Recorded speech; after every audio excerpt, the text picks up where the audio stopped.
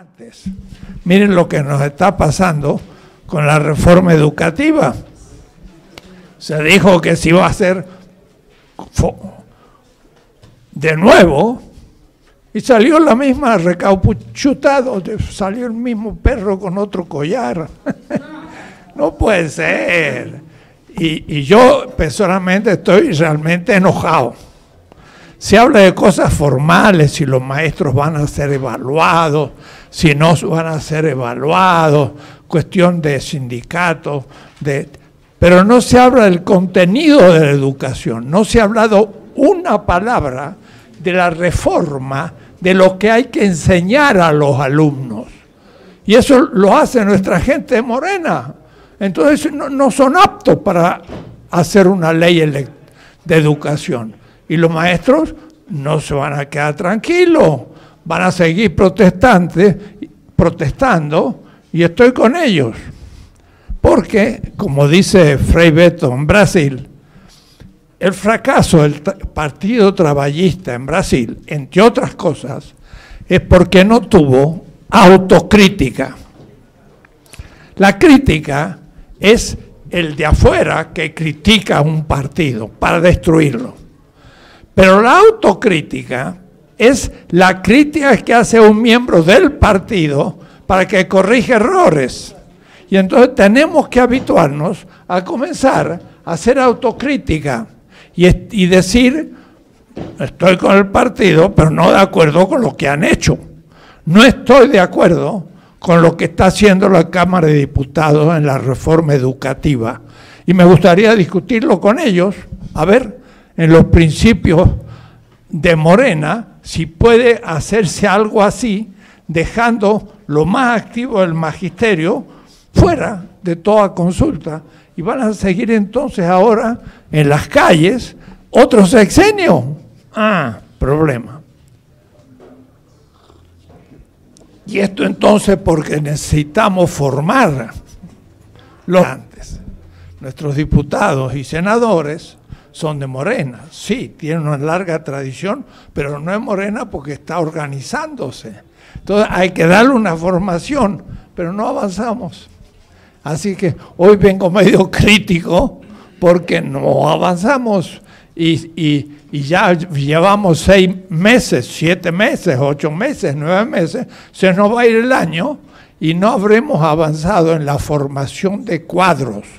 Primero de los jóvenes, que son los que nunca han recibido ideología, porque la izquierda no tiene ideología más.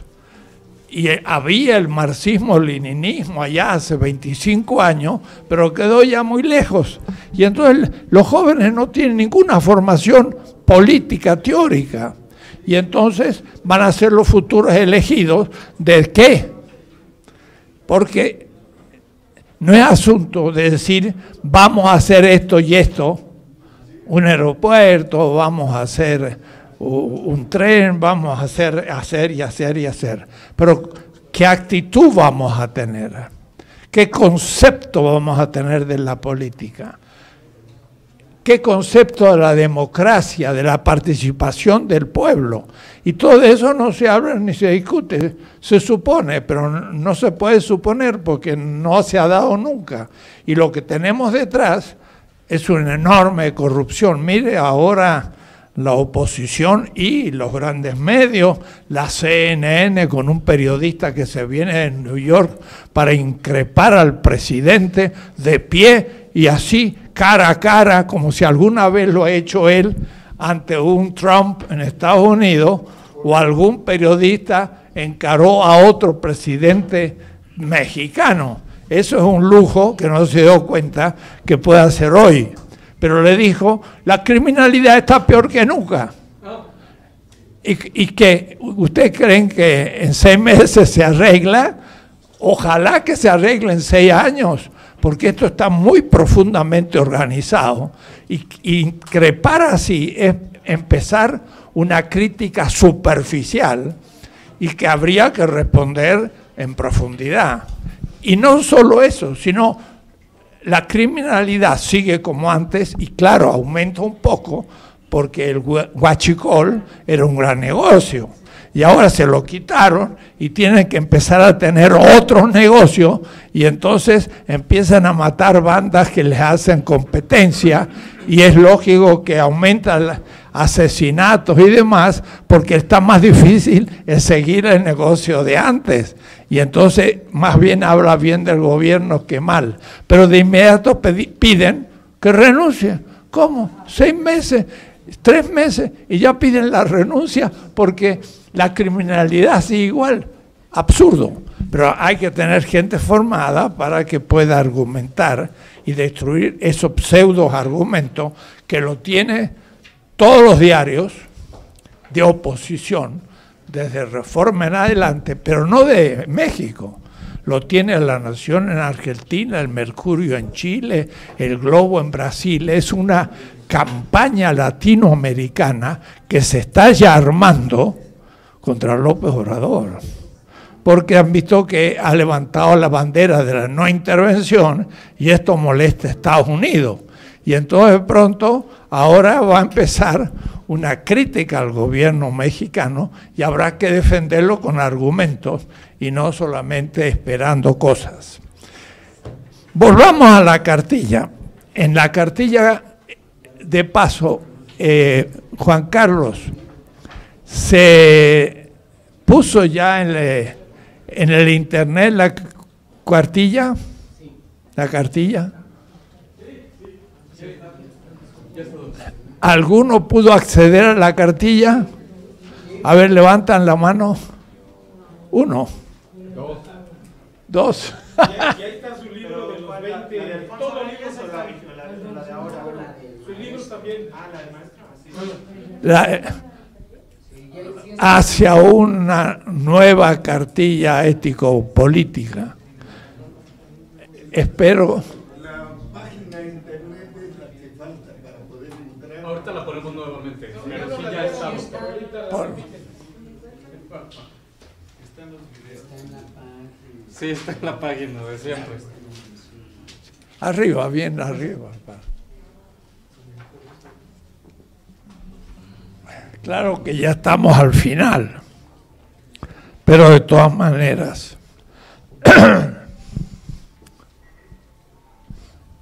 anótenlo para tener el texto que estoy comentando.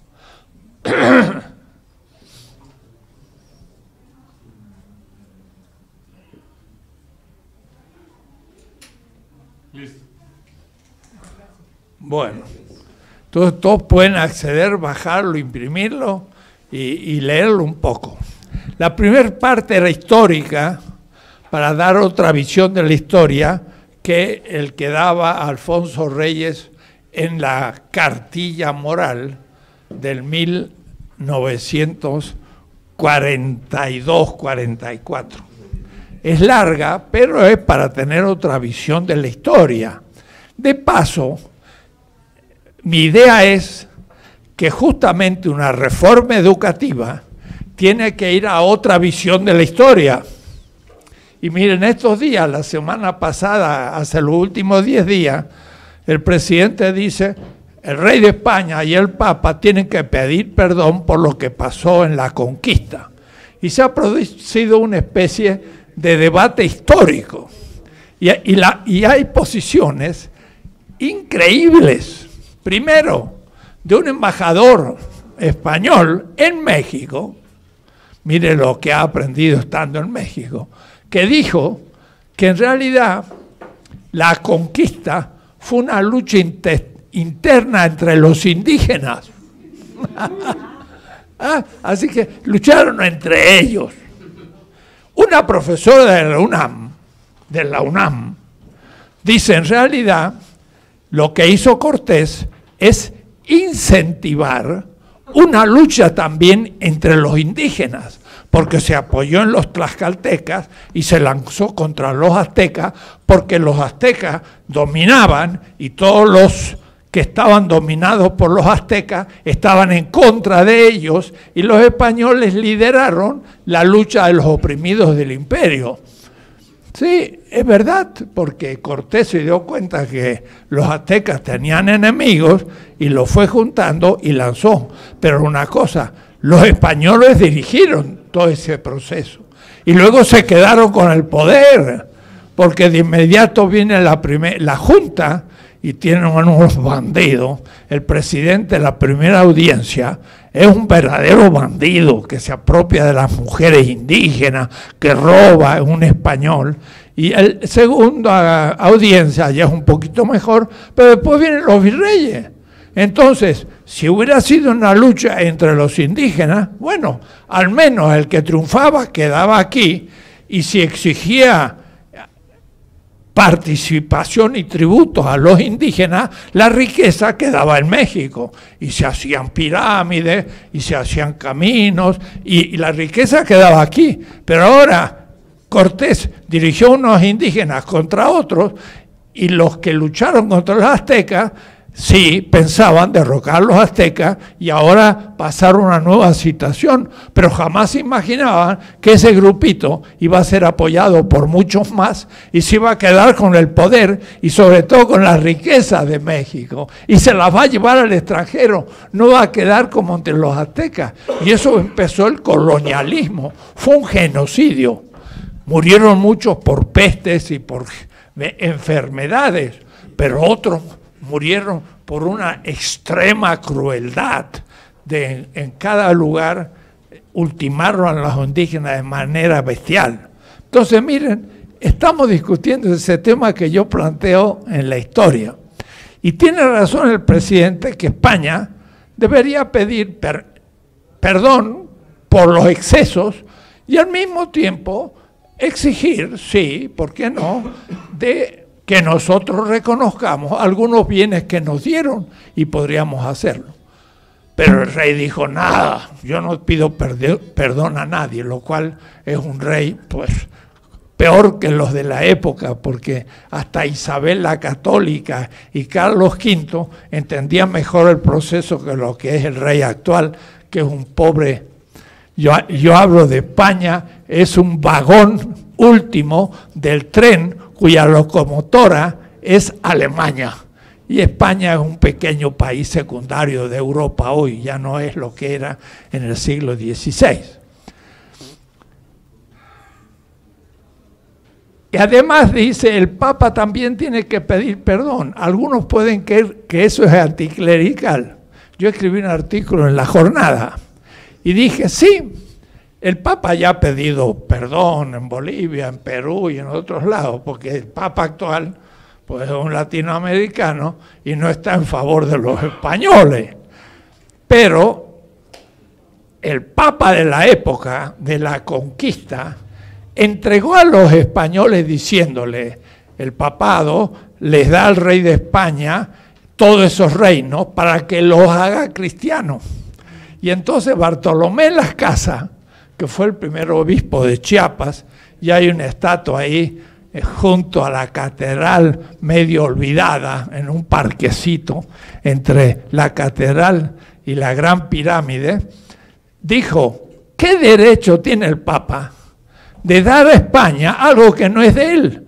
Porque aquí había gobiernos naturalmente organizados y el Papa no tenía ninguna autoridad sobre los reinos de América. Así que, ¿cómo le da al rey de España el derecho al dominio para hacerlos cristianos?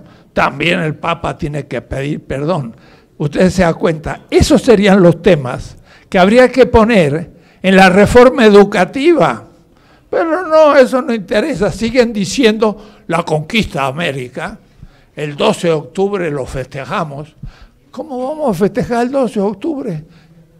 ¿Qué es el 12 de octubre? El 12 de octubre es la fecha en que empezó la invasión de nuestro continente. ¿Y cómo podemos festejarlo cuando nos invadieron?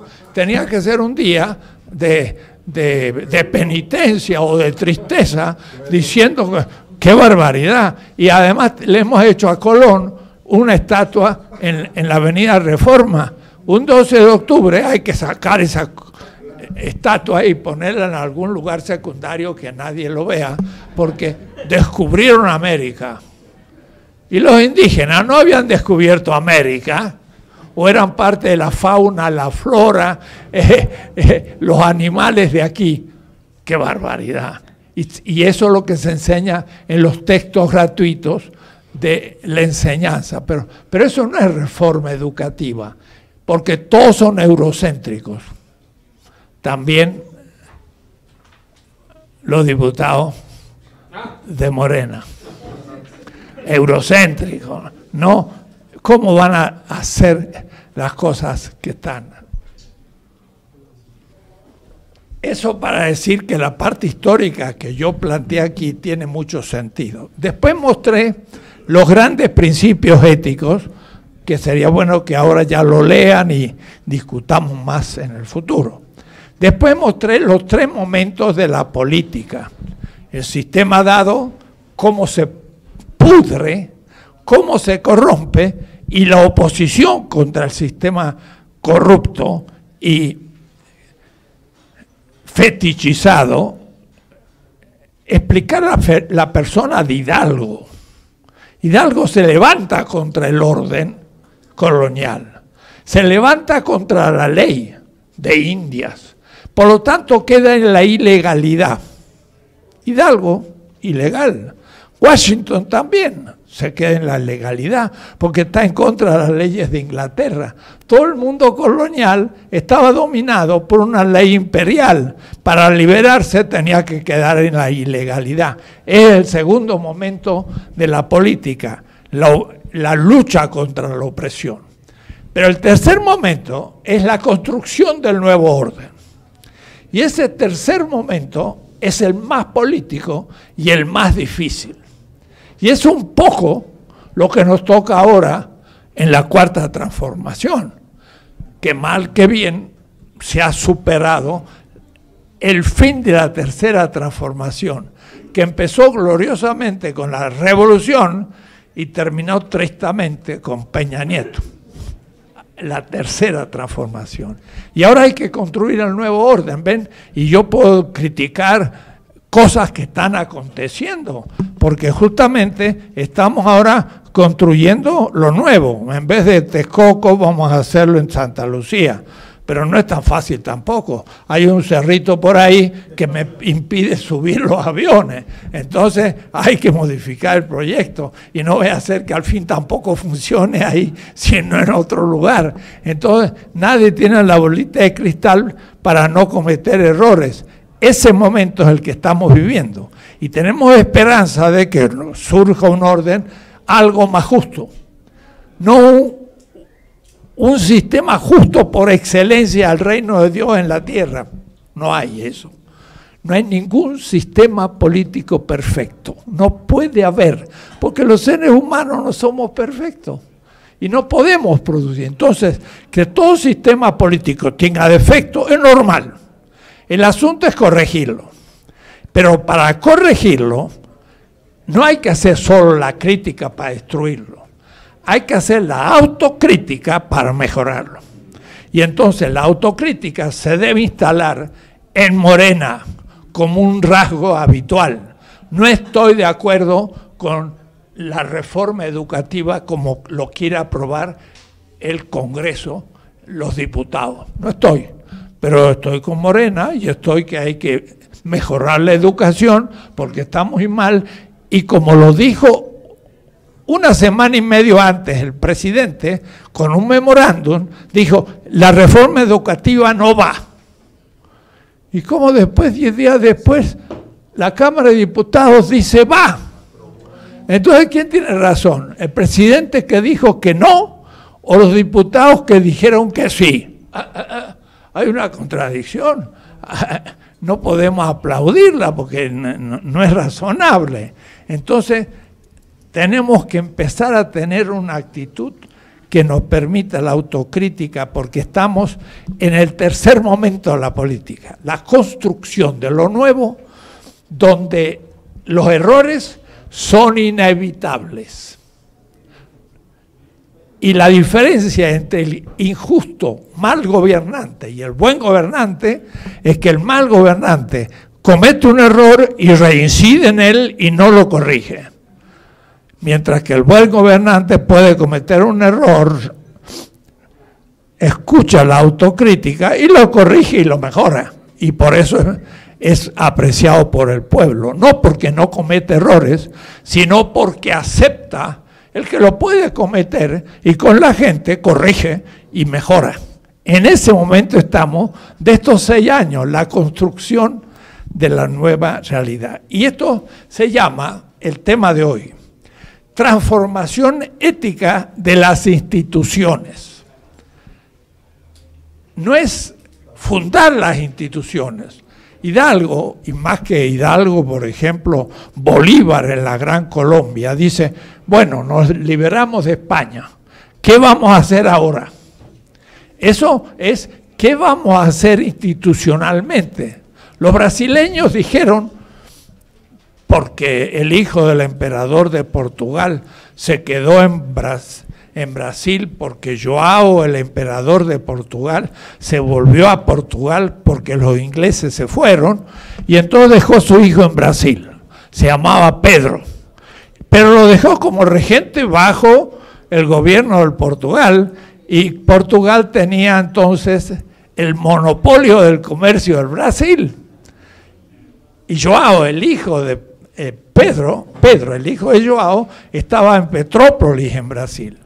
Y todos los brasileños decían, ¿por qué tenemos que ser colonia de un paisito como Portugal, que es así chiquito, y Brasil es 100 veces más grande que Portugal? No es justo.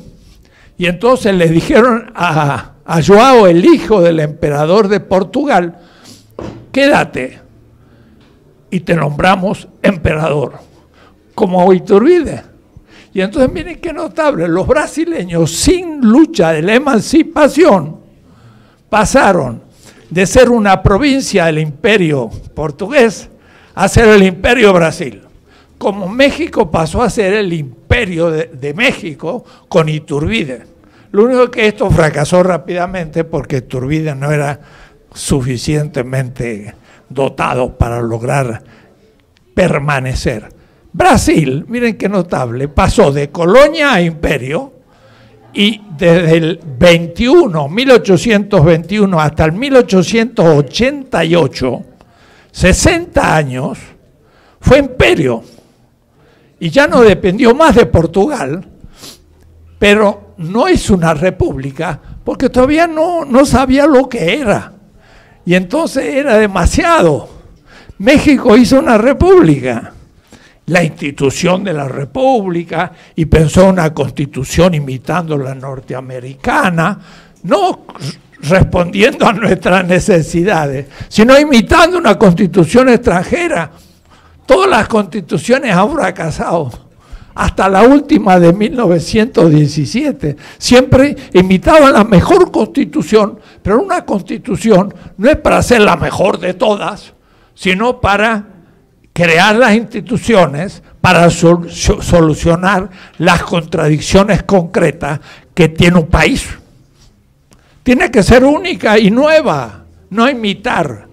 Nosotros en las constituciones estamos siempre invitando la mejor constitución, pero nos queda grande porque no estamos habituados a eso. Entonces, en 1814 dijimos una república, pero no estábamos educados para tener una república. Los ciudadanos todavía no eran republicanos, sino habían sido parte de un imperio y todavía coloniales. ¿Y qué pasó?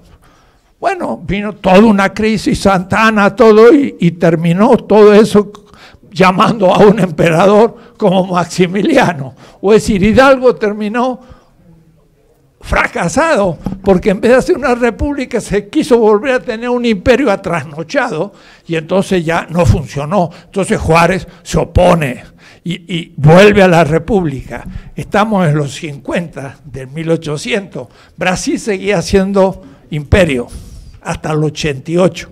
Nosotros mejoramos entonces ahora la república. Pero ¿qué pasó? Era enorme el país, estaba muy dividido, había muchas fuerzas regionales y entonces al fin la sucesión de Juárez fue Porfirio. Y Porfirio se da cuenta que para unificar el país tenía que hacer una dictadura y no le funcionaba la democracia republicana. Y miren que terminó la república en una dictadura y por eso vino la revolución. Y la revolución que surge desde abajo de los campesinos y que realmente destruye al porfiriato, al fin termina en lo que ha terminado, el PRI en el gobierno, otro fracaso. Esos momentos son momentos de creación institucional y las instituciones pueden fracasar. Entonces, estamos en la cuarta transformación, significa en la cuarta etapa de un proyecto republicano que vamos a ver si por primera vez funciona. Por primera vez, porque hasta ahora nunca ha funcionado, porque si funcionó alguna fue con Lázaro Cárdenas, que se apoyó en el pueblo y realmente votó y votó libremente y le dio el poder y Lázaro Cárdenas nacionalizó el petróleo y el gas y la minería y por lo menos constituyó un país ante Estados Unidos que en la crisis económica estaba Estados Unidos en crisis y después entonces él pudo afianzar México. Fue lo mejor que hemos tenido Lázaro Cárdenas desde Hidalgo, pero eso se transformó después en un partido y ese partido se fue degradando y fue perdiendo pie en el pueblo, se fue corrompiendo y una élite se fue enriqueciendo y llegamos a lo que llegamos, con Fox, con Calderón y con el padre de ellos que es Carlos Salinas de Gortari y por último con Peña Nieto, un gran fracaso, pero es un fracaso institucional. Estamos a ese nivel. Y por eso entonces el tema de hoy es la transformación con principios éticos de las instituciones. Y entonces ahí hay que discutir, primero, las instituciones. ¿Qué es una institución? A nosotros se nos impusieron desde la conquista todas las instituciones, porque nunca fuimos independientes, sino colonia. Entonces nos habituamos a que desde afuera nos dictaran cómo se hacen las instituciones. Y entonces no teníamos rey, teníamos un virrey. Pero después nos independizamos. Pero Estados Unidos empezó a estar presente. Y de ser colonia española, pasamos a ser neocolonia norteamericana. Miren si Estados Unidos no nos tiene en la mano. Hay que estar en muy buenos términos porque es un país muy fuerte, con el mejor ejército de la tierra y hay que prestarle atención porque miren lo que le pasó a los nicaragüenses. Hicieron una gran revolución, les mandó una guerra con los contras y los liquidó. ¿Qué le pasó a los cubanos? Hicieron una gran revolución, pero los sitió y los inmovilizó. Y ahora los venezolanos, que tienen una riqueza gigantesca en el petróleo, le está bloqueando como a Cuba para extraerle el petróleo. Estados Unidos sigue siendo el imperio y del cual nosotros tenemos que estar ahí con inteligencia, salvando lo que podamos de independencia. Yo digo, como el ratoncito que lucha contra el gato. Y tiene que ser mucho más inteligente que el gato, porque si el ratoncito se equivoca, ¡pah!, el gato lo mata. Pero si el gato se equivoca, rompe una uña, pero sigue lo más bien. Entonces, el ratoncito tiene que ser más inteligente. Y hasta ahora, el presidente la está llevando bastante bien. Vamos a ver hasta cuándo dura la luna de miel. Vamos a ver, pero la está llevando bastante bien. Pero vean, ya tenía que conceder cosas. Para que no haya tantos inmigrantes en el norte, vamos a tener que constituir en el sur nuestro una frontera que ya no pasen los de abajo. Y entonces nosotros nos transformamos ahora los malos de los inmigrantes, porque los paramos y los deportamos debajo hacia Centroamérica. Quiere decir que estamos cumpliendo una consigna del imperio. Y así entonces la libertad está en el futuro todavía. No estamos todavía autónomos. Bien, Hay que crear instituciones, y estas instituciones, primero hay que discutir. Hay gente, y es izquierda, y es extrema izquierda, y en México es importante, que cree que toda institución es de dominación. Piénsenlo. Toda institución, ¿qué hace? Hay que entender primero qué es una institución. No hay meramente individuos, hay comunidades. El liberalismo y la modernidad europea o norteamericana piensa que hay individuos, pero los individuos forman parte de una comunidad y siempre formamos parte de la comunidad. Somos varones y mujeres, cumplimos distintas funciones. Unos son gobernantes y otros gobernados, pero los gobernados también deben participar.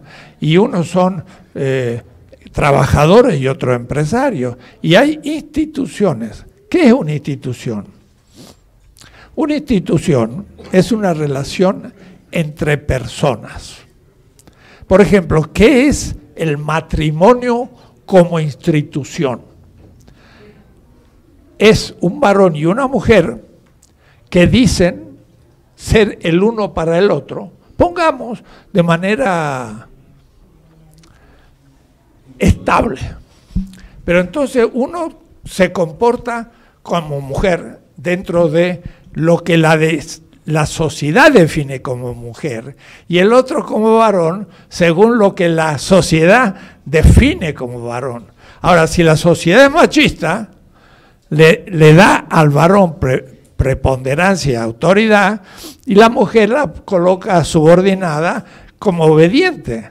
Y entonces una institución es una relación entre personas, es una relación social, pero con una cierta jerarquía interna, en donde cada uno cumple una función y una acción y espera que el otro cumpla la acción correlativa.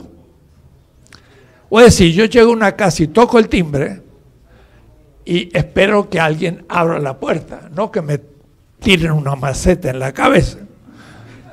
Porque entonces yo diría, ¿qué pasó? Aquí está medio agresiva la cosa. O una persona entra en la fábrica y pone su tarjeta y dice, entré a las 8 y sabe lo que eso significa. O entra a la escuela el niño y sabe que tiene derecho a entrar y sabe por dónde entrar y ve la señorita y sabe lo que hace la señorita, que va a dar la clase y que él es el alumno y tiene que cumplir ciertas obligaciones. O es decir, tenemos definidas las funciones que cumplimos en esta relación social con los otros y suponemos que el otro también lo sabe, y en el cumplimiento de eso que suponemos, la institución funciona. Un singular se relaciona a otro singular como una relación social y pone un acto. Entra a la escuela el niño y sabe que es un alumno. Y al mismo tiempo la maestra sabe que ese es un niño y es un estudiante, y lo trata como estudiante, porque no es lo mismo si entra a un estadio de fútbol, no es ya una relación pedagógica, sino de diversión. Entonces yo soy espectador de un juego en donde yo le voy a uno de los dos que están en competencia de fútbol. No me comporto lo mismo como un niño en la escuela que un niño en un estadio. Las instituciones son distintas. Y yo también, cuando veo al del lado en la escuela, digo un compañero de la escuela. Los dos estamos estudiando. Pero cuando veo al otro en el estadio, somos los que están por un equipo, y entonces si mete un gol, los dos gritamos y decimos bravo, estamos triunfando, mientras que si yo digo bravo, estamos triunfando, y me metí en medio del otro bando, me miran raro, y dice, compañero, cambie de lugar, porque aquí están nomás que los Pumas y no están los del América, y entonces yo quedo descolocado. La institución es la organización funcional de las acciones de una persona dentro de un todo donde se definen esas funciones. Y por eso que para la extrema izquierda, como esas funciones hay que cumplirlas, porque si nadie las cumple, entonces no hay orden. Si quedamos que en la avenida tal, la dirección es esta, pues hay que respetarla. Pero si uno no la quiere respetar y va en dirección contraria, lo van a chocar y entonces no funciona. Tiene que respetar. Y entonces algunos dicen, entonces usted me está dominando. Pone en juego mi libertad.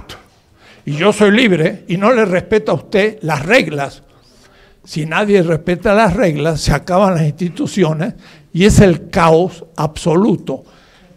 En un caso funcionaría que hubiera un conocimiento perfecto. Significa, si yo fuera como un Dios, que sé lo que hacen todos y lo que van a hacer todos los próximos segundos, entonces yo actuaría en consonancia con lo que va a hacer cada uno porque tengo un conocimiento absoluto. Pero como no somos dioses, nadie lo tiene. Entonces hay que organizar las relaciones humanas con instituciones.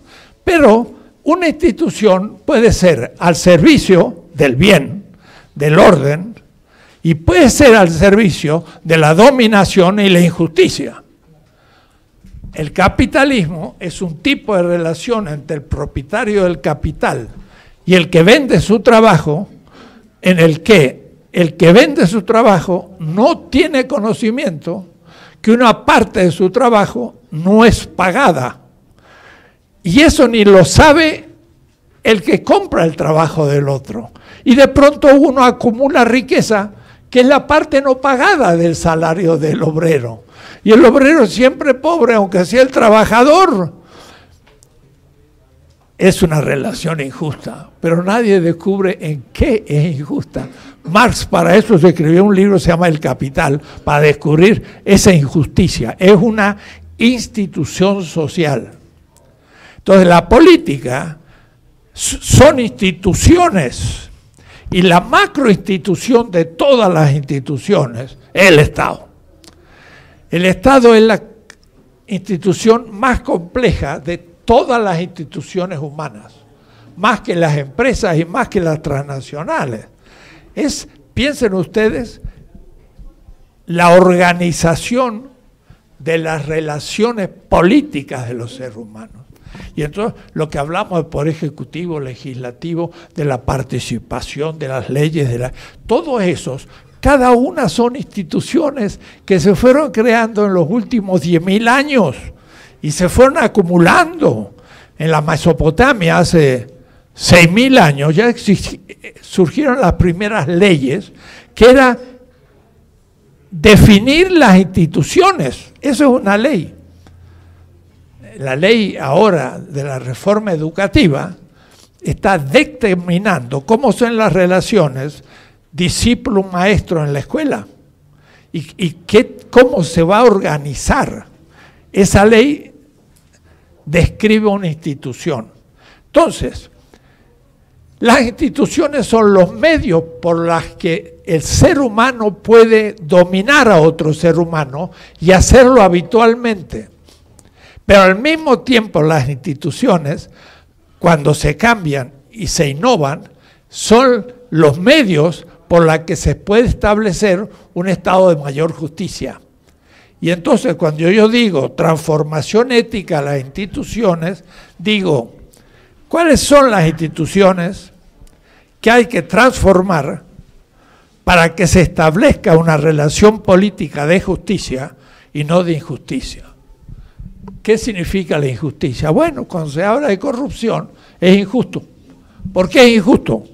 Porque yo elegí a un representante para que gobernara obediencialmente en nombre del pueblo y haciéndole bien al pueblo. Pero ya sentado ahí en su mesa de comisario ejidal, se da cuenta que por sus manos pasa mucho dinero y él tiene cierto poder porque la gente tiene que obedecer lo que hace, porque obedecer es cumplir las reglas de la institución. Y entonces, en vez de decir, es el pueblo la sede del poder y yo soy un servidor del poder del pueblo, puede decir, yo soy la sede del poder. Y ahora yo voy a usar el poder, por ejemplo, para enriquecerme. Y eso es corrupción, y eso es injusticia.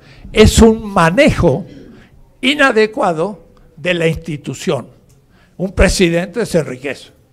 No fue elegido para enriquecerse, fue elegido para gobernar un país y poder llevarlo adelante y cumpliendo los objetivos éticos, vamos a repasarlo.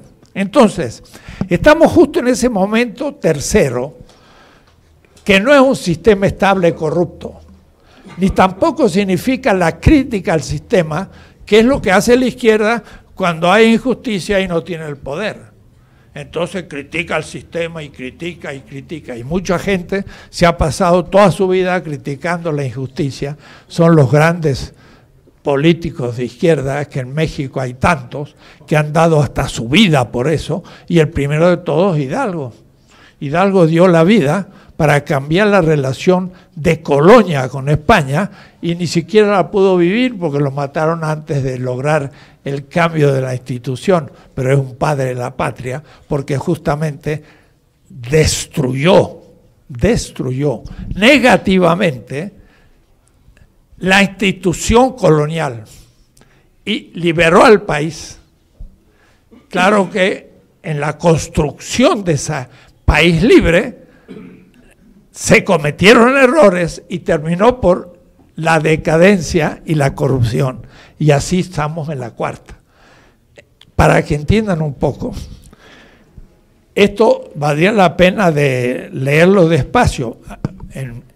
Yo estoy terminando ahora, mi universidad, la Metro, está en huelga, y una huelga que hay que discutir, que es otra cosa, pero los pobres estudiantes están perdiendo el tiempo.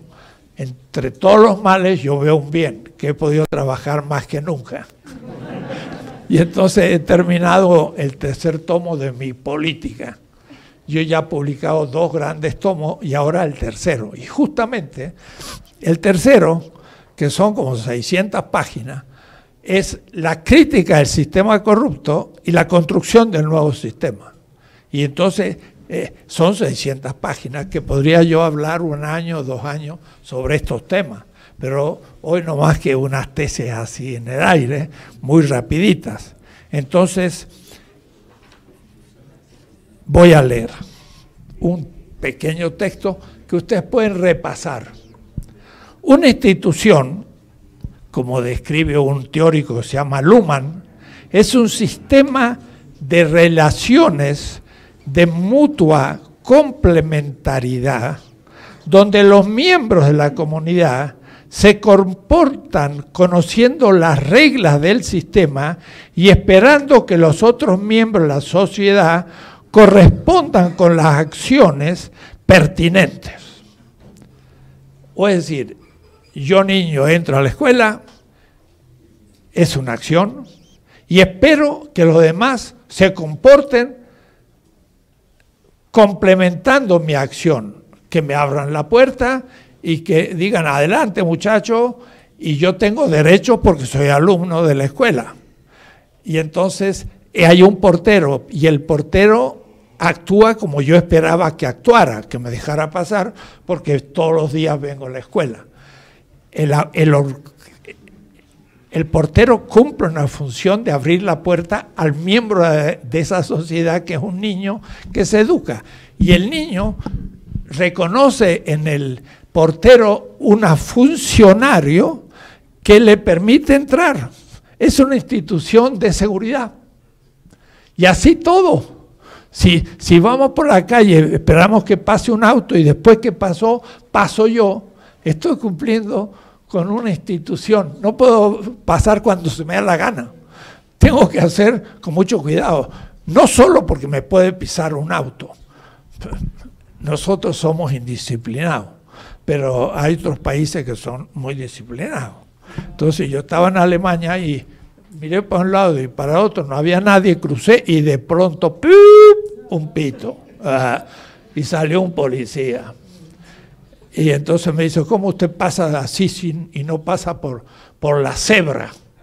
No, pero no había nadie. Ah, sí. Y si de pronto pasa un auto y en un accidente, ¿quién es el culpable? 5 marcos de multa. Y lo tuve que pagar. Después de ese día, pues miraba por un lado por otro y pasaba por... No hace que haya otro policía escondido. Pero esos pueblos que cumple cada uno su función, no necesitan tantas policías, ni tantos inspectores. La gente cumple, porque sabe que cumpliendo las cosas van rápido, se hacen bien, y el Estado se aliviana. Y entonces está mejor. Ahora nosotros decimos, echa la ley, echa la trampa. ¿Por qué? Porque esa ley era España. Entonces hacerle la trampa a España era hacerle la trampa a un extranjero, y entonces empezamos a avivarnos. Y la ley no nos importa, sino nuestro beneficio. Después tuvimos un gobernante nuevo, pero lo tratamos como a los imperiales antes, como a los españoles, y tampoco los respetamos. Y llegamos a un punto en que nadie respeta nada, y entonces no funciona nada, y las instituciones no logran sus objetivos. Y por eso acumulamos corrupción, indisciplina y, por último, pobreza. Porque también la pobreza es fruto del desorden y del aceptar que nos exploten, porque no somos capaces de organizarnos contra la explotación. Entonces, es lo que acabo de decir. Repito, una institución es un sistema de relaciones mutuas, de mutua complementariedad.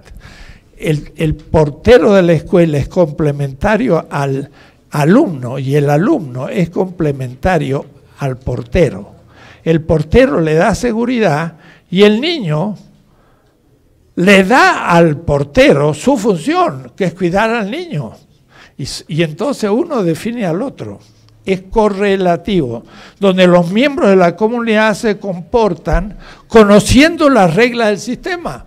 No es asunto que entro porque se me da la gana. Quizás el primer día yo entré corriendo a la escuela y me dijeron, ¿quién es usted? Yo soy un alumno, a ver, ¿cómo lo prueba? Ah, entonces tiene que probarlo. Y entonces ahí vienen las novatadas, ¿no? El niño que no sabe cómo funcionan las cosas, dice, ¿dónde está el aula? Ahí. Y entonces va allí y el baño. Y ya me metieron. Yo no sé cómo funciona la institución todavía. Después ya no me la van a hacer de nuevo, porque ya sé cómo funcionan las cosas. La novatada es justamente el que no conoce cómo funciona la institución y mete la pata. Y entonces, y se comporta conociendo las reglas del sistema y esperando que los otros miembros de la sociedad correspondan con las acciones pertinentes. Yo cumplo y tú cumples también. Uno paga la entrada para entrar al cine y espera que el cajero le entregue el boleto. Uno entrega el boleto al empleado del cine y uno espera que lo deje pasar. Todos son instituciones. Y estamos plagados, miles de instituciones. No hay ningún acto humano que no sea institucional. Ni el más privado de los actos. Y el más privado de los actos, permítanme, es el acto de amor entre un amante y una amada en una cama. Aún ese acto es institucional. Porque no es lo mismo una relación amorosa en la India que en África o en México. Se hace de otra manera, con otro perfume, con otro significado. Entonces, no hay ningún acto singular. Todos son comunitarios e institucionales. Las instituciones, entonces, al mismo tiempo que permiten afirmar la vida, porque todas las instituciones permiten cumplir el primer principio de la ética que dijimos, afirmar la vida. Hay tantas instituciones como exigencias de afirmar de la vida. La primera exigencia ética del libro de los muertos de Egipto era dar de comer al hambriento y también ayudar a los pobres, como dice el presidente. Y la Dresser dice, pues, una predicación más. Dice que Andrés Manuel predica. Y el otro día hasta habló de las bienaventuranzas. Dijo, bueno, algunos dicen que es falso, otros que es verdadero, que es un texto agregado. En fin, propuso como preguntas de duda, pero dijo, es muy hermoso ese texto que dice, bienaventurados los pobres. Y tiene razón, es la esencia de la ética. Pero eso también exige institución, porque dar de comer al que tiene hambre, pero para darle de comer hay que tener pan o tortilla, y para tener la tortilla hay que tener agricultura, y hay que trabajar la tierra, y hay que sacar las malas hierbas, y hay que descubrir la mejor semilla, y miren si hay que hacer cosas. Es toda la función del agricultor. Entonces, dar de comer al hambriento es muy fácil. El asunto es tener pan que darle, y eso ya es una institución, es una política del campo. Y entonces hay que crear instituciones para que el campesino pueda vivir, y hay que hacer una reforma de la institución alimentaria. Pero lo que pasa es que la alimentación, dar de comer al que tiene hambre, está regulado por el mercado y el capitalismo. Y entonces se hace lo posible de producir alimentos al menor costo para la competencia del mercado, que compran mi producción y no la de otro. Y entonces rige en la producción de alimentos el menor costo o el menor cantidad de valor en el alimento. Y entonces para eso le ponen herbicidas que después yo me como, y le ponen fecundizantes que yo también me como, para lograr mayor producción con menor costo. Entonces ya no está rigiendo el principio de afirmación de la vida, sino está rigiendo el principio del aumento de tasa de ganancia. Y entonces ya es inmoral, porque es la producción alimentaria del capitalismo. Y entonces hacen miles de hectáreas de soya, monocultivos, que al tercer año infecundizan el terreno, quitan el humo y empiezan a hacer unas hierbas poderosas que hay que meterle unos herbicidas mucho más fuertes, y esto empieza a envenenar la producción, y yo como la tortilla, pero me como el veneno, y cuando hago un análisis de mi sangre estoy infectado.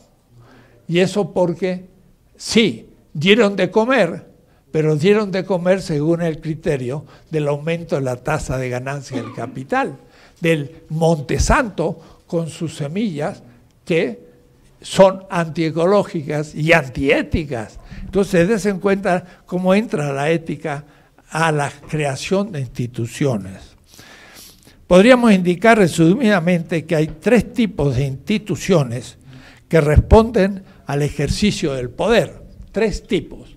Y va a ser, como fue en los principios éticos, instituciones del orden material, pero cuidado, del contenido dirigido a la vida, instituciones del orden del consenso, que permite a la comunidad llegar a acuerdos, y por último, instituciones que hagan posible las otras instituciones.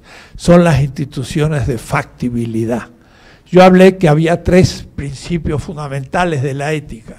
Principio material, que significa el afirmar la vida de la comunidad, primero. Segundo, el principio formal, que es que todo se haga según acuerdo de la comunidad. Eso sería lo perfecto. A veces no se puede del todo, pero hay que tener la intención. Vamos a hacer el Tren Maya, pero con el acuerdo de los indígenas. Si no tenemos, no va a ser democrático y va a ser una institución en favor de los grandes capitales y no del pueblo indígena de Yucatán. Y entonces va a ser injusto. Cuidado, autocrítica. ¿Es necesario? Sí, pero más necesario es cumplir los principios éticos. Les he dicho más de una vez, Evo Morales quería hacer una gran carretera de La Paz al Atlántico. Bolivia es un país que está en el centro de Sudamérica y tiene del norte a sur, a la izquierda, Brasil, que es un enorme país. Entonces él quería, como el pobre Bolivia no tiene puertos, se los quitó Chile, no tiene puertos, entonces iba a pensar hacer una gran transamazónica para atravesar el Amazonas y llegar al Atlántico. Y Brasil le daría derecho libre de que sus camiones funcionen y su tren junto a los camiones para hacer de un punto del Brasil un puerto de Bolivia, y la transamazónica atraviesa todo lo que es el Amazonas de Bolivia, porque Bolivia está en las montañas al este, al oeste, y al este tiene ya una enorme planicie, Santa Cruz de la Sierra, que es Amazonas, y se sigue en Brasil. Entonces dijo, vamos a hacer una gran obra de La Paz hasta Porto Alegre, y entonces Evo Morales estaba emocionado. ¿Qué pasó? Se levantaron los indígenas del Amazonas boliviano y dijeron, no queremos. Pero además, claro, la oposición se puso junto a los indígenas para bombardearle el proyecto, y se le armó un lío terrible y no sabía qué hacer, y entonces dijo, no hacemos la transamazónica, se acabó. Y no se hizo. Y es posible que sería muy bueno para la economía de Bolivia, pero sería muy malo para los indígenas. Y son 2 principios. ¿Y cuál elijo? Estamos justo en eso. Son lo que llama Álvaro García Linera, el vicepresidente de Bolivia, contradicciones inevitables. Donde hay veces que esto hacerlo es bueno, pero tiene cierto mal. Y hacer esto es bueno, pero tiene cierto mal. ¿Cuál elijo? Y claro, el gobernante tiene que a veces elegir. Y ahí es donde puede meter la pata. Estamos en esa situación hoy, porque estamos construyendo algo nuevo y podemos cometer errores. Entonces salió la ley educativa. Algunos podemos decir, está mal la ley, pero con eso se puede pacificar por el momento la situación. Habrá que convencer a los maestros y dejar la verdadera reforma para el futuro.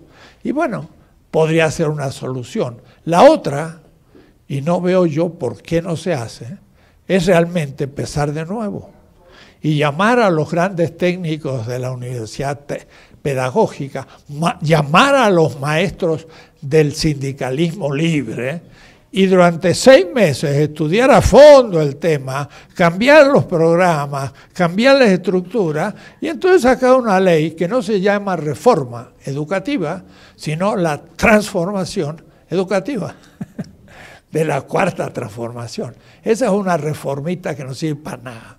La verdad, bueno, pero es la política. Tiene su ventaja también porque se termina ese asunto y pasamos a otro. Pero hay que tener cuidado. En primer lugar, entonces, hay instituciones de contenido que tienen que ver con la vida. Y son todas las cuestiones económicas, culturales, sobre todo.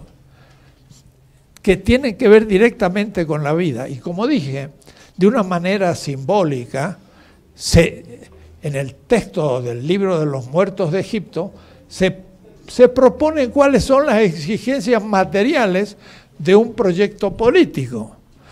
Dar de comer al hambriento, dar de beber al sediento. Miren, eso que parecería tan ilusorio, dar agua al sediento, pues si hay mucha agua, no hay mucha agua. Ya hay regiones que no hay agua y el aeropuerto de Santa Lucía no tiene agua, tiene un problema. Entonces, el agua va a empezar a ser tan necesario como la comida. En la tierra va a ser un bien costoso y escaso. En algunos lados sobra, pero a veces ni se sabe cómo acumularla. Pero en muchas partes, y sobre todo por el calentamiento, el dar de beber va a ser un problema en el futuro. Eso también es parte de una institución. Dar de vestir al desnudo, pues es toda la industria textil, es todo un mundo de instituciones que hay que crear. Hospedar al peregrino, miren, es todo la habitación, tener una casa y visitar al preso. Mire qué notable, el fundador del cristianismo pone como un criterio el visitar al preso, porque ya se las imaginaba que le iba a pasar a él. Hemos pasado la Semana Santa y todo el mundo lo ve ahí muy crucificado y en Iztapalapa el pobre hasta sufre y es un nuevo Cristo. De paso, ¿les clavan los clavos o se lo atan? No, se lo atan, no lo clavan. No lo clavan, bueno. Los filipinos sí, porque son más, ¿Cómo? más loquitos. Ellos sí lo clavan. ¿Lo clavan? En Filipinas, aquí no. Aquí no. Bueno, yo he visto en la India una procesión hindú con una persona colgando con el estómago abajo y tomado por unos ganchos de su piel en los hombros, y estaba colgando el hombre, estaba sufriendo ahí, pero en la India tiene un sentido del sufrimiento distinto y por eso puede ser que sea. Entre nosotros en eso somos un poquito más, no tan truculentos, pero ese hecho de un crucificado, la gente lo ve, pero no se da cuenta del sentido político. Y a mí me gusta siempre mostrar el sentido político. La cruz es la silla eléctrica en el Imperio Romano con la que se mata a los rebeldes contra el imperio. El fundador del cristianismo lo matan en la silla eléctrica. Y eso es la cruz. Y lo notable es que la silla eléctrica pasa a ser un signo religioso y está en muchas partes.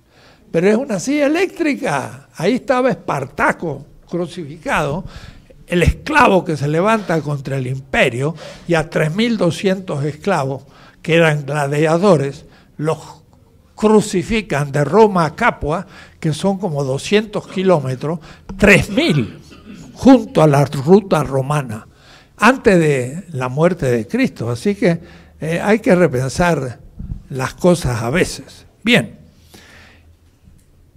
las instituciones entonces de materiales que tienen contenido de vida son fundamentales y yo las digo un poco rápido. En primer lugar, las instituciones cuyo contenido tiene como función la afirmación y el crecimiento de la vida de la comunidad. Instituciones responsables de garantizar la alimentación de la población, una política agraria. En el antiguo Egipto y en la organización azteca, la agricultura era organizada para prever también las épocas de hambrunas. Y por eso que en el Egipto se hablaba de que en las 7 vacas gordas se guardaba alimento para la época de las 7 vacas flacas. Y era cuando las vacas estaban gordas, eran tiempos de auge. Y cuando estaban flaquitas las vacas, era la crisis económica. Entonces los egipcios guardaban en sus graneros y después repartían trigo en la época de escasez. Eso significa un gobierno justo. Claro que le daban muy poco trigo a la gente del pueblo, pero se lo daban. Estaba mejor que la gente del desierto, que a veces se moría de hambre. La distribución del agua, que es el beber, por los canales, recipientes de alfarería que contenían el líquido, etcétera, el vestir, las técnicas textiles, tantas otras creando y mejorando, el morar, la casa, la organización de la ciudad, del transporte, de la arquitectura, la defensa de la vida de la comunidad, el arte militar, naval, de seguridad policial. Estos son instituciones materiales dirigidos a la vida. Ahora, claro, pues tenemos una criminalidad tremenda y se mata a mucha gente. Y claro, es un desastre, pero no se le puede decir al gobierno. Esto trae 20, 30 años y ojalá que en el sexenio mejore, pero no se le puede pedir a los 5 meses. Eso es pura propaganda de la mediocracia transnacional de las grandes empresas. Y también la comunicación y el comercio, por los caminos que se deben transitar y en especial gracias a la rueda para el transporte de bienes inexistente en nuestra América ancestral. No tenemos rueda, había que llevar al hombro todo, lo cual limitaba las posibilidades. Y también la ciencia es también parte, porque la astronomía permite anticipar los trabajos y la organización de la agricultura, y etcétera. La matemática para poder manejar la realidad gracias a la cuantificación precisa, las ciencias. Y por eso la ayuda a la universidad y la educación de un pueblo no es una cosa secundaria, es fundamental para el aumento de la producción y de una vida más feliz. En ese punto también no se ha cumplido. No se aumentó el presupuesto de las universidades. Y dar una beca está bonito, pero con becas no salimos de la pobreza. Salimos con cambio de estructuras económicas. Eso ya queda para el futuro. Es la transformación del capitalismo lo que nos puede hacer superar la pobreza, no becas. Porque becas es poquito de dinero y para algunos, y a eso se benefician, pero no es estructural, es un fomento de una herida, pero no es curar la enfermedad. Entonces ahí hay que resignarse a que es mejor que lo que había, pero no es perfecto. Y no tenemos que intentarlo perfecto porque no es posible. La factibilidad exige ser realista. Todo ello debía desarrollarse en vista del bien común de la sociedad. La ética debe regir el recto cumplimiento de los deberes de cada uno de los miembros en cada una de las dichas instituciones. Cada uno debe cumplir sus obligaciones. Y entonces la sociedad se transforma en un organismo productivo donde todos trabajan. Los pueblos, claro, más desarrollados, que a su vez fueron países centrales, que tuvieron colonias y que se enriquecieron por ello y pudieron por ello educar mejor su gente. Cuando uno dice, oh, en Inglaterra uno le dan un suéter que perdió en un parque y cuando uno lo va a buscar al día siguiente lo encuentra. Y yo, ay, qué bueno que son los ingleses y qué malos que somos nosotros. Pero ellos han tenido colonias y tienen todavía y han explotado a media humanidad y gracias a esa riqueza han tenido una subjetividad no tan exigida y tienen una cierta generosidad más generalizada y son ejemplares. Y nosotros, en cambio, un pueblo de pobres explotados por los otros, los imperios, a veces encontrar algo y quererlo guardar es un poco el poder vivir y entonces no podemos compararnos con otros. Bien, hay instituciones del orden entonces de la vida que hay que crear innovadoramente para cumplir con la justicia.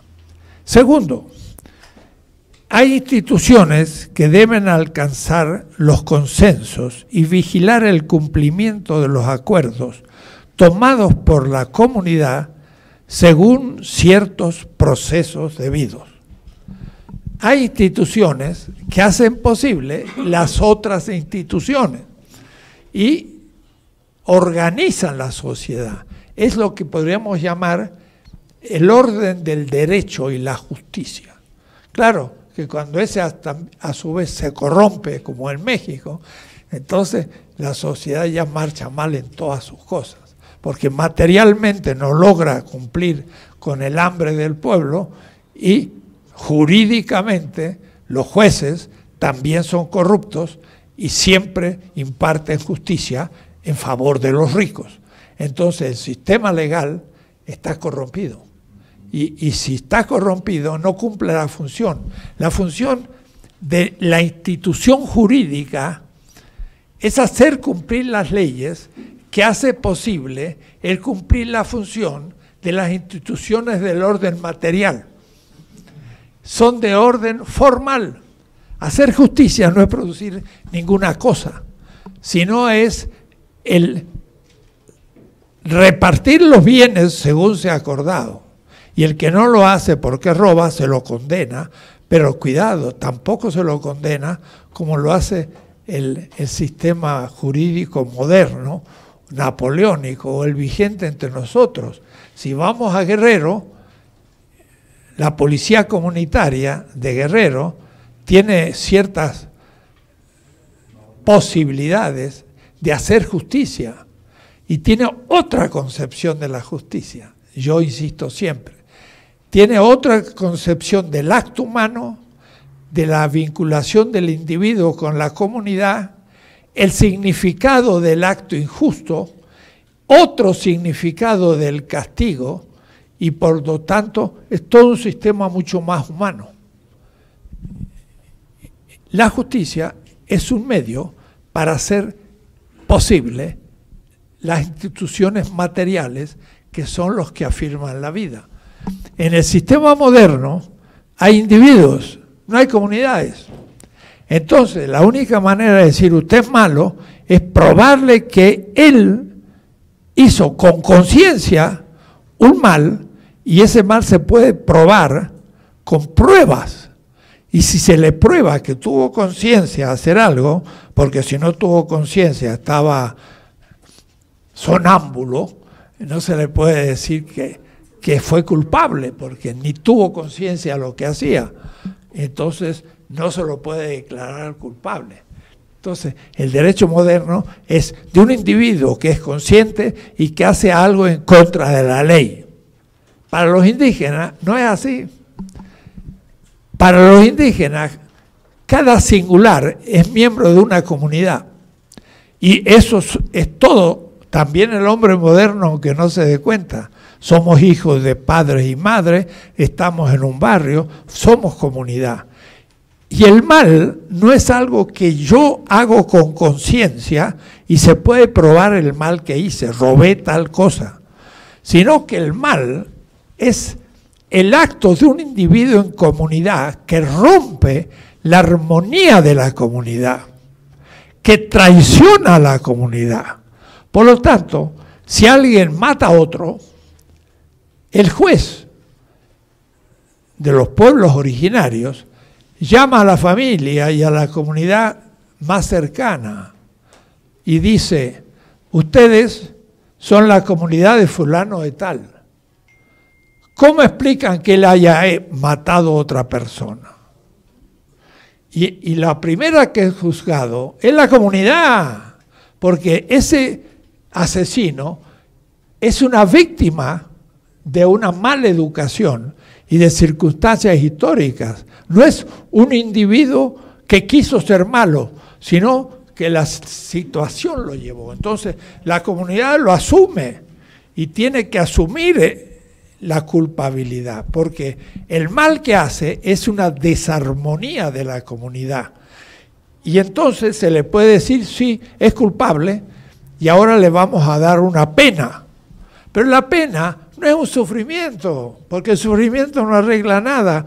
¿Qué hago yo metiendo a un tipo preso que sufre en la cárcel? ¿Acaso por sufrir resucita al que mató? No gana nada con que sufra. Sufre y sale peor que antes porque sale enervado y con remordimiento y queriendo odiar a la comunidad, y además todos los compañeros eran también ladrones, y entonces yo digo, entra el que robó un pollo y puede ahora robar un banco, porque ahora es doctor, no es un cualquiera, estuvo rodeado de profesionales. Quiere decir que la cárcel es por definición una imbécil institución que no corrige, sino embrutece a los criminales. No, en la comunidad se dice, usted mató a fulano de tal, pena, usted tiene que trabajar la tierra del muerto toda su vida. Entonces dicen, en el derecho moderno, cuando uno mata a alguien, la familia del muerto se queda sin papá y tiene ahora que vivir como un pobre. Y además el que asesinos está preso, también tiene. Entonces, dos familias no tienen quien trabaje. Entre los indígenas, el que mata a otro tiene que trabajar la tierra del muerto y además la propia. Las dos familias viven y no es castigo, sino tiempo en que él vuelve a servir a la comunidad, en esa familia que ahora depende de su trabajo. Y después de 5 o 10 años de trabajar la tierra, ya dicen, bueno, este ya se reincorporó, este ya cumplió, y hasta es reconsiderada la pena y se reintegra a la sociedad. Y la familia del muerto todavía le agradece que lo haya alimentado durante 10 o 15 años. Eso es justicia, y son nuestros indígenas de Guerrero. La Suprema Corte de Justicia no le llega ni al talón, con todo su sueldo y toda su corrupción. Son podridos. El sistema jurídico mexicano está podrido.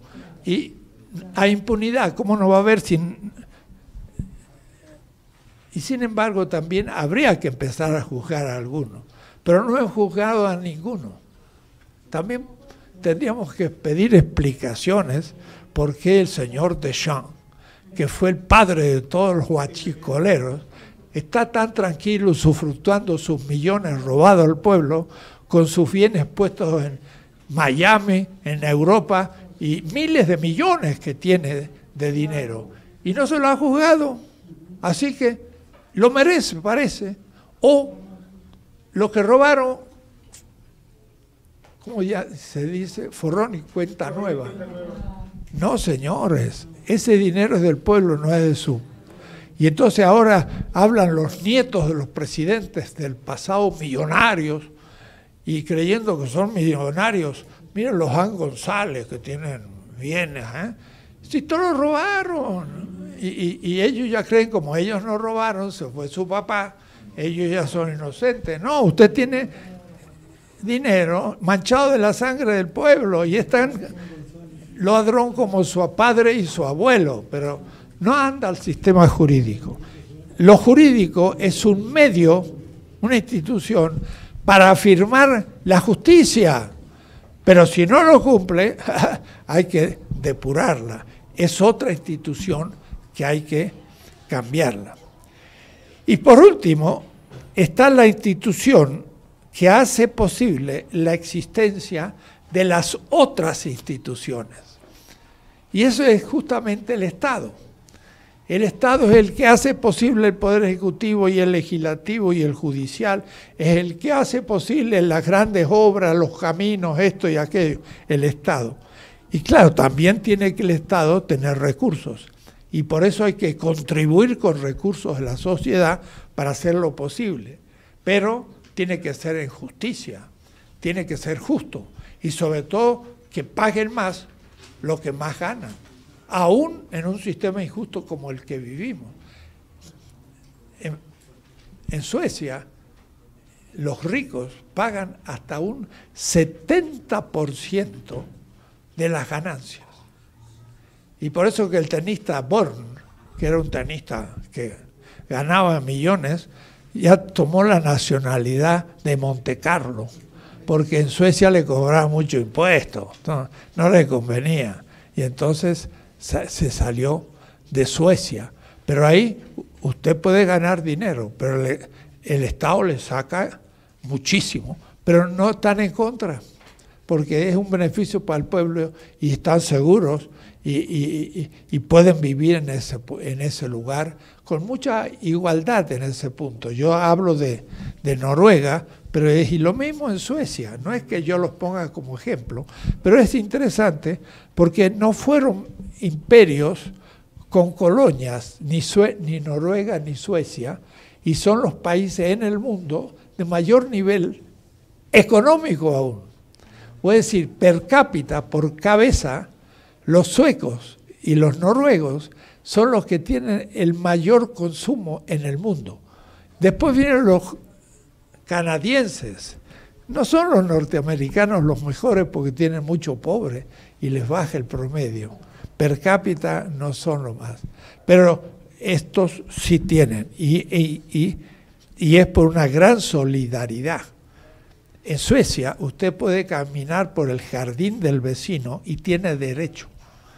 No hay propiedad privada exclusiva, hay propiedad privada con cierta prioridad de uso, pero no en el sentido individualista del concepto, porque es una sociedad muy solidaria por el frío, por las condiciones terribles de clima, que le ha hecho que o se juntan o se mueren de frío.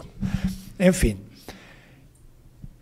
Y ahí viene un debate, por ejemplo, Holloway, que es un profesor en Puebla, un irlandés en México, que dice, el Estado es por naturaleza dominador. Y grandes pensadores piensan que el poder es dominación legítima ante obedientes. Escuchen, el poder es dominación legítima ante obedientes. Esa es la definición del poder corrupto. El poder no es dominación legítima ante obedientes, sino que es el ejercicio del poder obediencial al pueblo. Y el representante es el obediente al que es la sede del poder, que es el pueblo y no el gobernante. Y por eso el mismo López Obrador dijo, yo ejerzo un poder obediencial. Yo creo que lo leyó en mi librito. Pero yo lo leí en Evo Morales y yo lo leí en el zapatismo, que dijo, entre nosotros los que mandan, mandan obedeciendo. Pero no dijo la otra parte, entre nosotros los que mandan, que es el pueblo, mandan mandando. El pueblo sí manda mandando. Ellos tienen derecho a mandar. Y por eso hay que pedirle la hora para saber qué es lo que hay que hacer. Ellos son a los que hay que obedecer.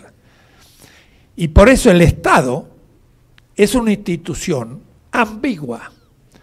Puede ser dominadora, como lo piensa Weber y lo piensa Holloway, y lo piensa Lenin antes de la revolución, porque era el Estado zarista y burgués, y se puede disolver el Estado, como hizo Hidalgo, que disolvió el Estado colonial, y se quedó sin Estado.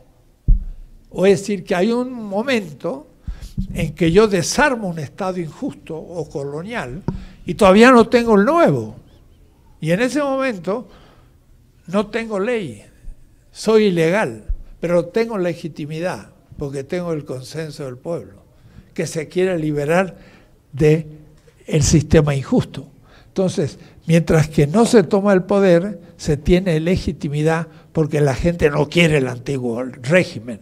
Pero ahora hay que hacer el nuevo régimen. Y entonces surge un nuevo Estado. Entonces, Lo que pasa es que los que dicen que hay que disolver al Estado porque el Estado es por naturaleza opresor, ponen el momento de la negación del Estado corrupto y la creación de un nuevo Estado, lo ponen al mismo tiempo. Entonces dicen, ¿hay que organizar el Estado o hay que disolverlo? Hay que disolverlo. Y se quedan ahí. Pero si usted disuelve el Estado no hay política. Y entonces no se dan cuenta que no son sincrónicos. La disolución del Estado y la organización del Estado no se da al mismo tiempo. Son dos momentos procesual, uno antes y el otro después. Y entonces se disuelve el dilema. Hay un momento para disolver al Estado y digo, no quiero ser Nueva España, muera Nueva España, y todavía no soy nada. Y ahora sí quiero hacer México. Es un nuevo Estado. Y entonces surge un nuevo Estado. Y ese nuevo Estado no es perfecto, pero es mejor que el anterior, o debe serlo. Y si no lo es, habrá que echarlo abajo de nuevo. Y los que prometieron hacer cosas y no cumplieron, pues pasarán a la basura de la historia. Y nadie puede decir, yo no lo cometeré. Pueden también traicionar al pueblo. Pero lo tiene muy claro el presidente y dice, yo no voy a traicionar, y lo repite mucho, porque sabe que lo más frecuente es traicionar. Y enseguida ya empiezan a vender puestos y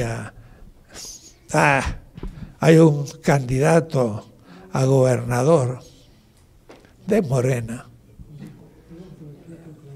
que tiene un terreno enorme en el Francisco Sosa, de 1800 metros, que se lo regalaron para que el PRD firmara el Pacto por México de Peña. Y ahora es candidato a gobernador, Chapulín. Hay que criticarlo. ¿Qué le va a hacer? En fin, no estoy muy alegre hoy porque han acontecido cosas extrañas. Pero hay que ir teniendo espíritu. La ética no ejerce sus principios solo sobre actos humanos singulares. Marx diría, es una Robinsonada. Robinson Crusoe se perdió en una isla, parece, de Chile, llamada Chiloé. Pero Robinson Crusoe no es que sea un individuo sin comunidad, es un individuo que tenía comunidad en Inglaterra, que hablaba inglés, que sabía escribir y se perdió. Pero con lo cual yo no pruebo que hay individuos. No, Robinson es una persona comunitaria, como todos los seres humanos, que se perdió. Entonces, Marx llama robinsonadas los que dicen somos individuos, no comunidades. Y eso es el liberalismo y el nuevo liberalismo, el neoliberalismo. Somos individuos. Y entonces cada uno vota por lo que piensa y dejan la comunidad fuera.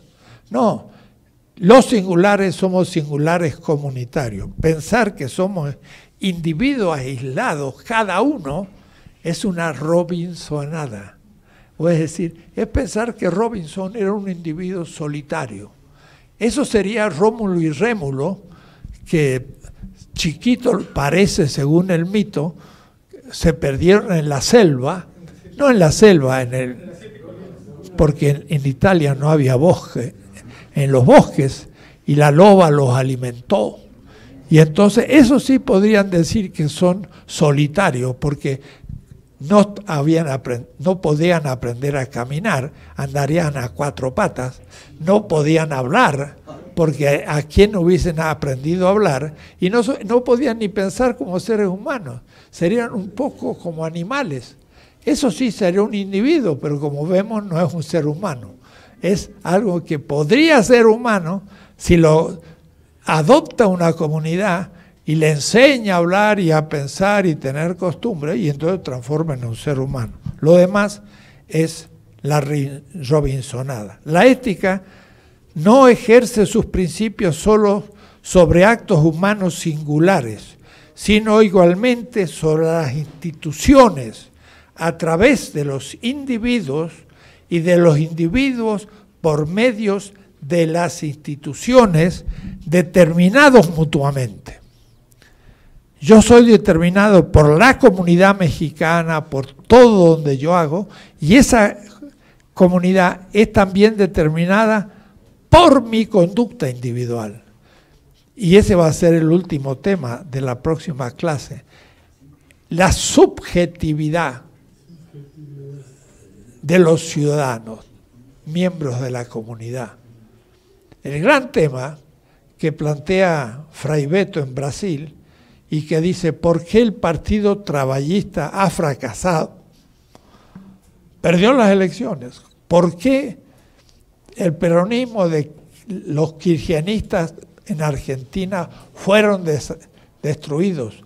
¿Por qué el sandinismo fue destruido por la guerra brutal de los contras, pero terminó en el payaso de Ortega, que es un dictador, no hay que defenderlo como un hombre de izquierda? Fue un comandante sandinista, sí, y era un hombre que se jugó en la vida, era un héroe, pero después se corrompió. Yo no un dictador de segunda, yo no veo por qué hay que defenderlo, ni ponerlo a la altura de Maduro o de Hugo Chávez. Maduro lo puso Hugo Chávez, pero es un hombre decente. Ortega no es decente, es un dictador. En fin, es para delimitar. La ética, entonces, determina a las instituciones y las instituciones determinan a la ética. Yo puedo cambiar las instituciones, son objetivas. Yo puedo superar el capitalismo y superar también el liberalismo como institución económica, pero puedo no cambiar la subjetividad de los mexicanos. Y los mexicanos siguen soñando con la subjetividad corrupta. Es como el niño que pasando por México, un guatemalteco, un periodista de La Jornada le preguntó, ¿y por qué van ustedes y tú a Estados Unidos? Y entonces el niño dijo, Estados Unidos, vamos, porque ahí vamos a comprar un auto y una casa y vamos a comprar esto y comprar lo otro. Puede decir que la subjetividad de ese niño era un burgués y su paraíso es Estados Unidos. Y entonces, ¿para qué va a ir a Estados Unidos? Y yo ayudarlo. Que se quede en Honduras o en Guatemala para mejorar el país. Y si es pobre, que luche para mejorarlo. No es acogiendo a gente que va al paraíso. Hoy salí en el diario, gente que está en Chiapas estuvo días y días esperando la bestia. Dice, y muchos perdieron las ilusiones. Yo digo, ojalá que la pierdan del todo. Porque dicen, vamos a atravesar México que nos posibilita llegar a Estados Unidos y ahí vamos a poder comprar. Una subjetividad moderna, individualista, consumista, burguesa. ¿Para eso estamos luchando? Pues no, luchamos para un hombre nuevo, decía el Che. Y hombre nuevo es ser feliz, pero con una cierta austeridad republicana, de la cual hablaré la próxima. Y dice Frei Betto en Brasil, pero el mismo Lula sacó a millones de la pobreza, pero estos al ingresar a una situación de mayor holgura económica, quisieron ahora tener todos los bienes y no titubearon en votar por la derecha. Porque soñaron que la derecha le iba a dar esos bienes que Lula ya no pensaba dárselos, como Macri en Argentina. Lo bueno es que no se los está dando. Y Macri en octubre va a confrontar su elección y va a ser refutado y va a volver Cristina o algo parecido, porque ya aprendieron a usar el derecho perfectamente orientada por intelectuales norteamericanos que saben cómo eliminar los grandes líderes gracias a triquiñuelas jurídicas. Entonces, metieron preso a Lula, que iba a ser presidente, sin pruebas, y es el colmo. Y ahora lo quieren hacer con Cristina, sin pruebas. Pero aunque lo metan preso, ya lo que va a suceder a Macri no puede ser otro Macri, va a tener que ser algo más serio. Entonces, estamos en plena lucha. Si un partido progresista no cumple, sube la derecha. Y ante la derecha sufre el pueblo. Y el pueblo que vota a ese hombre de derecha recibe una lección. Y la única lección es el sufrimiento. Y ahora dejar de ser ingenuo y empezar a saber qué es la política. Así que triunfe la cuarta. Y si no triunfa, vendrá el retroceso. Y el retroceso va a ser nefasto. Y entonces habrá otro avance. La historia no termina en un paso. Hay que pensar y hay que tener una teoría de todo esto. Y no lo tenemos. Y no nos lo van a dar los chinos. Digo porque hay gente morena que está en China ahora, pensando que le van a decir cómo formar a los políticos mexicanos. No pueden, pues los chinos son estalinianos. Y entonces ellos no se imaginan, el Partido Comunista Chino sigue enseñando el marxismo tradicional que no le hace caso a nadie, porque es el país industrial más fuerte, con la competencia del mercado, pero no es capitalista tampoco, es algo muy especial. Pero México no puede, porque México no tiene 1.300 millones, con lo cual puede ignorar a todos los demás países y hacer un proyecto propio. Los chinos, ¿qué le importa lo que dice Estados Unidos o Europa? Con los 1.300 tiene mucho mercado y mucho camino. México no puede. Entonces nosotros no podemos imitar a China, tenemos que hacer un camino propio. Y bueno, hay gente morena que quiere aprender de China. Creo que va a aprender bien poco. Y entonces también querrá imponer eso y se le vendrá abajo y empezaremos de nuevo. Lo que hay que hacer es algo nuestro y es en lo que estamos. Bueno, llegamos a la hora y seguimos. Yo espero que esta pequeña escuelita crezca en el futuro, con medios, con más medios, y cuando hablo de medios, yo, ustedes saben, no cobro nada por estas clases, y tampoco voy a cobrar en el futuro, porque ya soy profesor y vivo de profesor y no necesito más. Soy la austeridad republicana, si ustedes quieren, pero lo he cumplido siempre. Pero se necesitan más recursos para llegar a más gente. El ideal sería tener una escuela que impacte en un primer año a 130.000 jóvenes o partidarios. Somos 130 millones. Si impactamos a 130.000, es el 1 por 1000. Y al fin del sexenio tendríamos que llegar a 1.300.000. Sería el 1%. Bueno, con 1% que sepa lo que es la política y esté formado, se puede hacer un gran partido. Pero no con que simplemente llene un carnet y diga soy del partido. Y claro, vienen todos los chapulines y toda la gente que, como dice el dicho, cuando se hunde el barco, saltan las ratas. Pero saltan al barco que no se hunde. Y entonces nos llenamos de ratas. Y entonces si queremos elegir democráticamente las autoridades, encontramos una contradicción. Nos van a ganar las ratas. Y entonces si no le damos las bolsas a los ratas, entonces no hay democracia. ¿Cómo hacer? Creando el liderazgo teórico de gente que sepa lo que es el partido y que pueda hacer de algunas ratas palomas y entonces resistir el futuro. Pero está muy complicado, muy complicado. Estamos llenos de ratas y de chapulines y es inevitable, es así, la gente está en necesidad de trabajo y cree que ahí lo puede conseguir, lamentable. Bien, seguimos.